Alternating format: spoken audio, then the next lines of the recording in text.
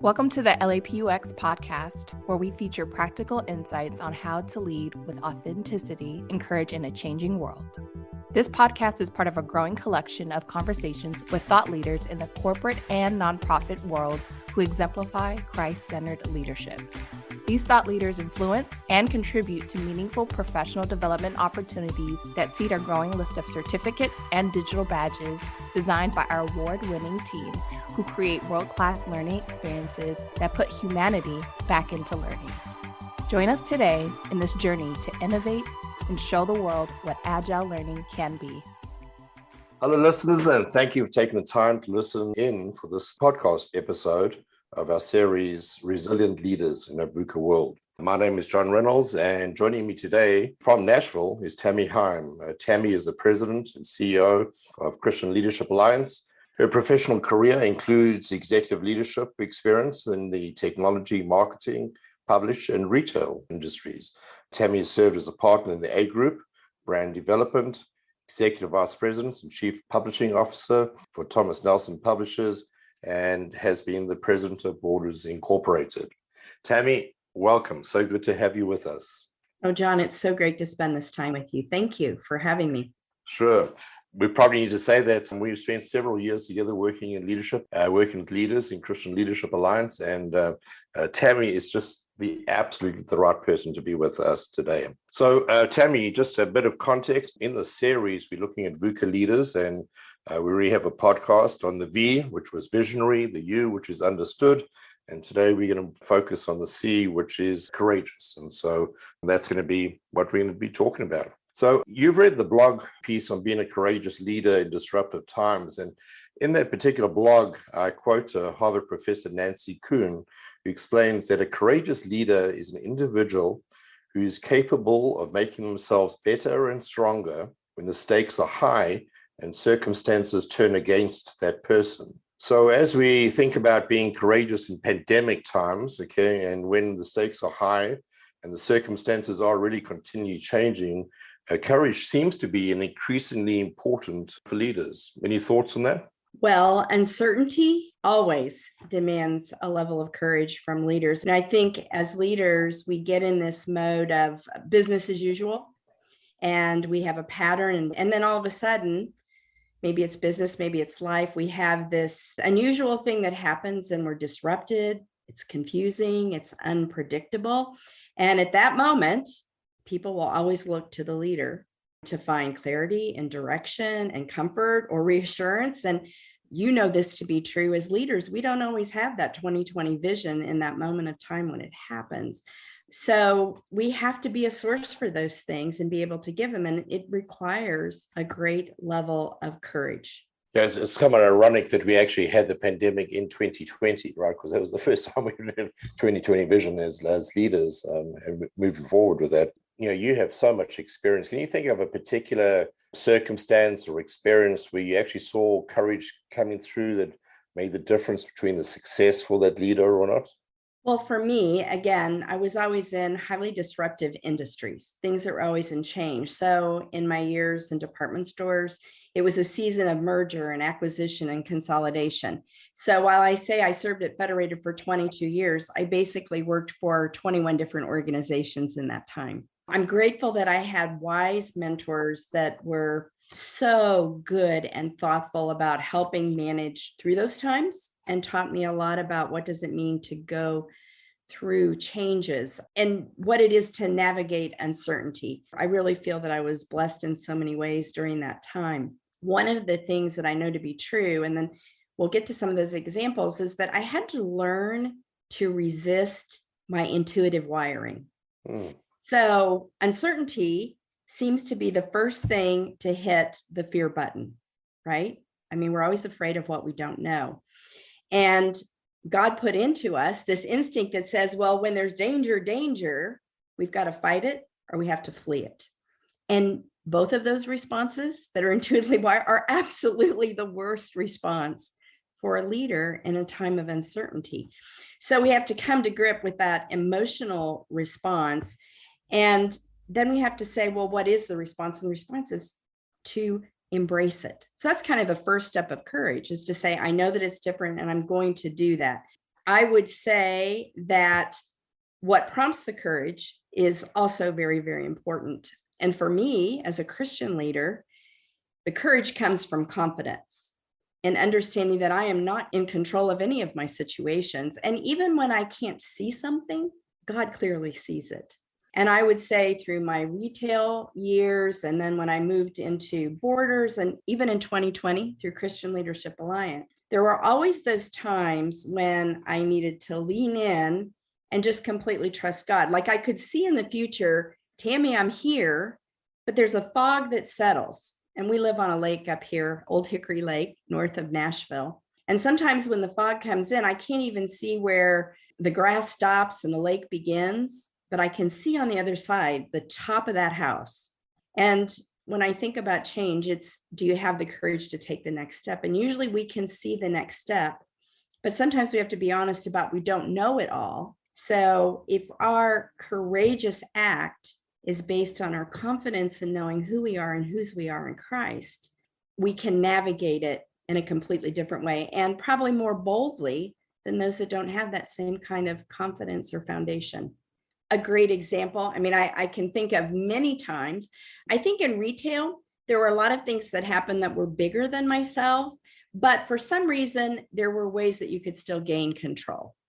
It wasn't until I got to Borders that I really understood that we go from business as usual, crisis happens, and then there's pain, like terrible pain. And the pain is so great that you're forced to think the unthinkable. And through that, you have this tremendous breakthrough. And then you kind of reset your reality. And when I was at Borders, it just so happened we were going through the time of 9/11 and when we went to war.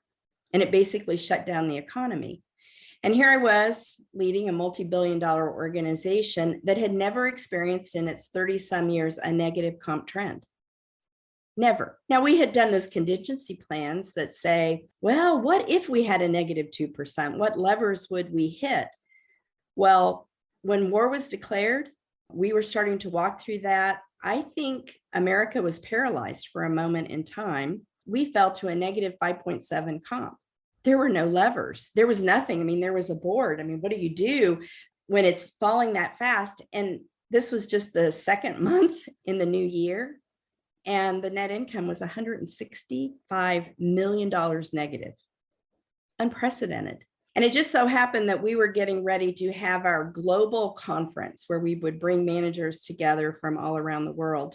The board was like, we can't do that. I mean, they're like, we have to cut everything. But the one thing that I knew for certain was that we had already sunk $400,000 into that meeting. So I guess we could have walked away and just said, all right, well, that's goodbye. And I knew that it would probably take that much and a little more to hold the meeting. But back in my department store days, I had a mentor that said, you know what, when things are bad, we just need to hold hands and stick together.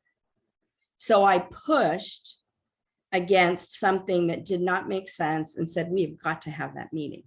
I did not know what I was going to say at that meeting, but I knew that we needed to be together. And then God assembled. I mean, I just went to God in prayer. I'm like, I don't know, but I know this is the right thing to do. So I'm going to take a stand for it. And we brought everyone together. And then the Lord brought speakers like Jim Collins. Okay, so this is right in that era of good to great. We had Michael Abersham, who said, it's not my ship. And it was the one, like he had this miraculous transformation of the ship. And then we had the astronaut that was with the Russian agronaut, and they, had their space vehicle blow up. And what was it like? And so we were having these epic stories of people that were facing great challenges. And in that moment, it was the recognition that we don't understand this. And so the first time I've ever had the opportunity to have a moment of silence and prayer as a community, like holding hands together. And then we talked about the things that we could control, the difference we could make. So we couldn't see all the way, but we could see the next step. And there were initiatives that would empower people to do things. We were booksellers. And it just so happened that I got a copy of a book called The Vinci Code. And I read it, and it was like a great read. Short chapters, really suspenseful, lots of twists and turns. And I asked the publisher if I could have enough of them to send to all of my general managers. And that was their assignment, to read it. And then when they got to the conference, they were going to bid on how many they thought they could sell. It was this well, there's not a lot of people coming into the stores, but if we could just sell that one book. They went crazy. I mean, they bidded epic proportions, orders that we had never placed in a time when we were thinking about how to reduce inventory. Within a month of that, of course, smart publishers got our order and said, well, you need to be ordering that much. And look what Borders is doing. And before you know it, they had something to say when people came into the store. We were able to clean up our stores. We re-engineered the stores. We controlled what we could because we knew that one day the customer would come back. And Jim Collins said something very significant. Someone asked him, well, who's going to survive this, Jim? What's the good to great? Who's going to survive this? And he said, the ones that are not paralyzed, but they have the courage to do something different in this time so that when people come back, they'll discover something better than it was before whatever happened. And so the managers committed themselves. After that conference, we sold over 1 million copies of that book. And it just started a momentum. And the stores got cleaned up and there were things that were happening. And the long and short of that is there were other things that were VUCA and uncertain in my life. But having the courage to have the meeting, to bring everyone together, to give them something that they could touch, that next step right now today, we ended that fiscal year with the most revenue that we had ever generated in the history of the organization. It was the most profitable year in the history of the organization, and the stock ended up at a 5-year high. And it's not something for me to take glory, but I think in that time, I was in desperate dependence on God to lead because I couldn't see it and I didn't know it. So the first step of faith was have the meeting. And then the second one was, well, what do we do? And a lot of that goes back to how we partner with God. If you go through scripture, it's hard to find a time where God called someone to do something or instructed someone to do something where there wasn't an act of faith, right? I go back to Lazarus and his death. Jesus knew it. He came, it was late. I still think it would have been epic if Jesus would have raised his hands and the boulder would have shook and that would have rolled away and then Lazarus came out, but he didn't. He said, roll away the stone. Now, certainly Jesus could have made that happen, but that's what they could do. And if you remember, they were like, hey, wow, wait a minute. He's been gone for a while. This is not going to be pleasant. This is going to be hard to do. But they did it. They obeyed, really not even knowing what was going to come next. And then Jesus brought him forth. And as you go through scriptures, I have yet to find someone that didn't have to do something. And that's the confidence builder. I mean, I think that's why Abraham got to a point of being fully convinced that the promises of God were true and that he would do what he said, because it was building up this godly confidence that would give all of those characters in the Bible and us today the courage to say, I don't know what it all is, but I'm going to be obedient and take the next step. So that lesson set up for even more courage when I went through an international adoption, and even more courage in 2020 with what we faced at Christian Leadership Alliance. And I feel like every experience is never wasted and God uses it. And then it's just preparing us. I always say, oh my, is this really preparing me for something more? But sometimes it is. And he's perfecting us. He's maturing us. He's completing a work in us. That's an amazing story, and so many facets, both personal courage and courage as a leader, certainly courage to still make that meeting happen and obviously have good results, right? It's always nice to have a success story with courage. Let's focus, Tami, just a little bit on the leader themselves. And one of the things we position a courageous leader as being, and what it means to be authentic as a leader, how a leader is always a teacher, learner. But courageous leaders today are tending to be more vulnerable, more discerning, more disciplined. They're obviously having to network a lot more.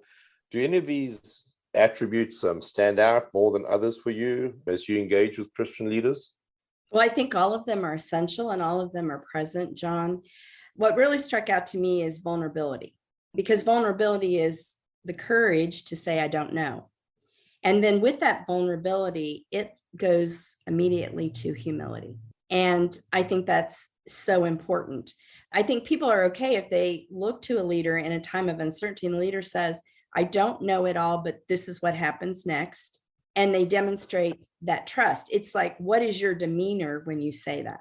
Well, I'm vulnerable. I'm going to tell you this is where we are. And that's also transparent. But that humility is important. And I think the combination, having godly confidence and humility, those are the things that step out. And that confidence and that courage also comes from that point of discernment. So I like that that's a part of it. The pain in that is that sometimes discernment requires waiting. We always go back to that classic scripture in 1 James. Count it pure joy, my brother, right? When we face trials of many kinds. And it's interesting that in different translations, in some they'll say it's patience that has to do its work in you. Now, patience is hard when you don't know what's happening and you feel compelled to act because you have to wait on God. Then some translations say perseverance. And that's a pushing. That's kind of that grit of going through something. And then other translations say endurance. And that means it's going to be a long run. So tighten up your shoes, get ready. It's going to take a lot to get through it. And so in that discernment, understanding, is it a season of waiting? Is it a season of persevering? Is it a season of endurance?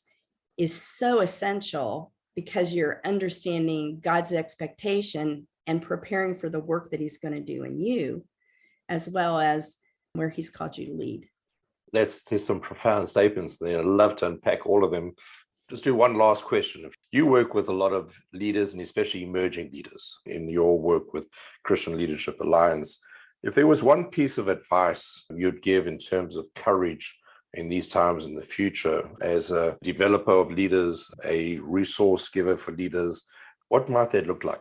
Well, it's interesting, John. Thanks to you, we just completed that research with the Azusa Pacific University on what's essential for a Christian leader thriving. And thriving is often described as standing courageous in the middle of whatever the situation is. And so for young leaders, I think it's the daily heart check and it's the essential disciplines. I mean, again, if Jesus needed to take time to be away with the Father, to have perspective, to get the guidance that he needed to lead well, we need to cultivate and develop those disciplines early. And what I found so fascinating about the research we did, you're talking about emerging leaders, but that element of thriving was true based on any generation. It was true based on gender. It was true based on ethnicity. It's this idea of having those Christian disciplines practiced, then you're ready to move and face those uncertainties better. That really is going to be a critical element and attribute for all leaders and moving forward. Well, Tami, let me thank you for being with us in this episode. We have one more to finish VUCA, and that'll be in agility. And we'll be drawing another guest. And so thank you to our listeners for listening in.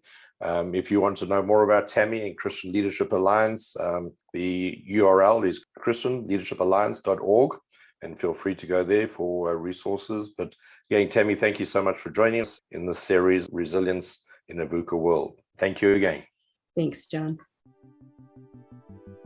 Thank you for listening to this episode of the LAPUX podcast. We sincerely hope you enjoyed learning something new today and you have at least one takeaway to use immediately in your professional life. If you did, please take a few seconds to review us on Apple Podcasts or whatever you're listening to. We value your feedback so highly because we are doing this for you. Please also subscribe to this podcast where we will be providing you with leadership training and resources as we hear from Christian leaders from all over the world. Connect with us on social media so we can journey by learning together. All of our channels are listed in the show description.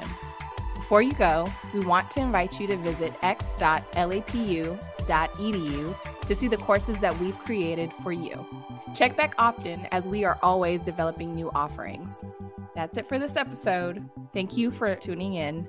And remember, we're here to help you become a better you. So check out x.lapu.edu.